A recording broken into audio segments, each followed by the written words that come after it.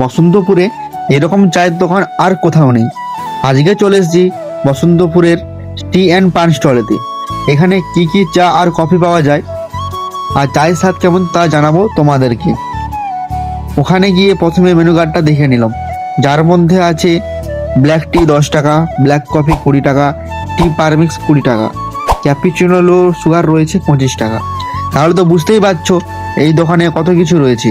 আমি অর্ডার দিয়েছিলাম black coffee. তাহলে চলো এটা খেয়ে দেখা যাক। বাইরে থেকে দেখতে কফির কাপটা খুব সুন্দর লাগছিল, আর সত্যি বলতে কফিটা খেতে অসাধারণ লেগেছিল। কফি ছাড়াও এই দোকানে রয়েছে cake, biscuit, chocolate, cold drinks, chips, আরও অনেক কিছু রয়েছে। দোকানের সামনে রয়েছে ফুলের টব আর হাত মুখ ধোয়ার জন্য বেসিন। বাইরে বসে চা খাওয়ার জায়গাটা ছিল খুবই সুন্দর।